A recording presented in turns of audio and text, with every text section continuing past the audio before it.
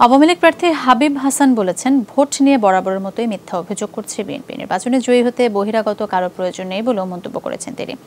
সকাল 10টার দিকে IES school কেন্দ্রে ভোট দেন হাবিব হাসান। পরে সাংবাদিকদের সাথে আলাপকালে বলেন, ভোটাররা শান্তিপূর্ণ পরিবেশে ভোট দিতে পারছেন, কোথাও কোনো ধরনের অপ্রীতিকর ঘটনা ঘটেনি। বহিরাগত লোক এনে গণসংযোগ করেছে, বহিরাগত লোক এনে এখানে সন্ত্রাস সৃষ্টি করতে চেয়েছিল, কিন্তু আমাদের কোনো বহিরাগত লোকের দরকার পড়ে না। জনগণ আমাদের সাথে আছে ইনশাল্লাহ। এরা যখনই নির্বাচন করে তখন থেকে তারা অতীতের যে কথাগুলি বলে আসছে এই কথাগুলি বলে, এখনো তাই বলছে। এগুলি সম্পূর্ণ মিথ্যা, বানোয়াট, ভিত্তিহীন। আওয়ামী লীগ প্রার্থীর সাথে রয়েছেন সহকর্মী ভাস্কর ভাদুরী। সরাসরি যেতে চাই তার কাছে। ভাস্কর, আওয়ামী লীগ প্রার্থী এখন কোন এলাকায় রয়েছেন, আর পাশাপাশি ভোটের চিত্র কেমন সেটা একটু জানতে চাই।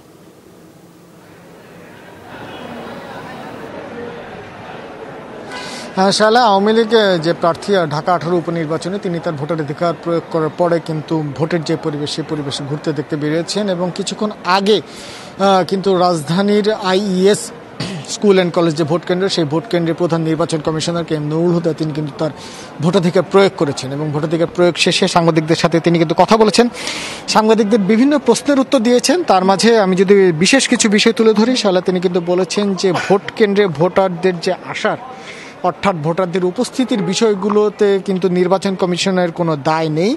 নির্বাচন কমিশন শুধুমাত্র ভোটের যে ব্যবস্থাপনা, সেই ব্যবস্থাপনাটির চিত্রটি কিন্তু তিনি দেখেন এবং সেই দৃষ্টিতে এখন পর্যন্ত ভোটের যে পরিবেশ, সেই ভোটের পরিবেশ সুষ্ঠু আছে বলে কিন্তু তিনি সাংবাদিকদেরকে জানিয়েছেন। তার পাশাপাশি বিএনপি প্রার্থী এবং বিএনপির দলের পক্ষ থেকে যে অভিযোগ, সেই অভিযোগের বিষয়ে সাংবাদিকরা যখন তাকে প্রশ্ন করেছিল, তিনি কিন্তু তাদেরকে বলেছেন যে এখন পর্যন্ত বিএনপি প্রার্থী যে সকল অভিযোগ করেছে, সেই অভিযোগগুলো খতিয়ে দেখার পর তারা কিন্তু পেয়েছেন যে অনেকটা ভিত্তিহীনভাবেই এ সকল অভিযোগগুলো করা হয়েছে। এবং সবশেষ যে প্রশ্ন, সাংবাদিকদের প্রশ্নের জবাবে তিনি কিন্তু বলেছেন যে শুধুমাত্র বিভিন্ন দেশ থেকে, বিশ্বের বিভিন্ন দেশ থেকে যে বাংলাদেশ যে শিখবে তা কিন্তু নয়।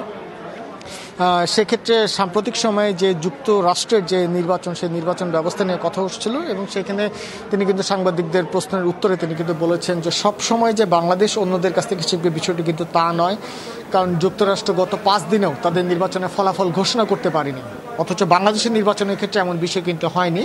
বিভিন্ন বিষয়ে যুক্তরাষ্ট্রেরও কিন্তু বাংলাদেশের কাছ থেকে শিখার অনেক কিছুই আসে, অন্ততপক্ষে নির্বাচনের বিষয়ে, এমনটি কিন্তু তিনি জানিয়েছেন সাংবাদিকদের। শালা, ভাস্কর, ধন্যবাদ আপনাকে।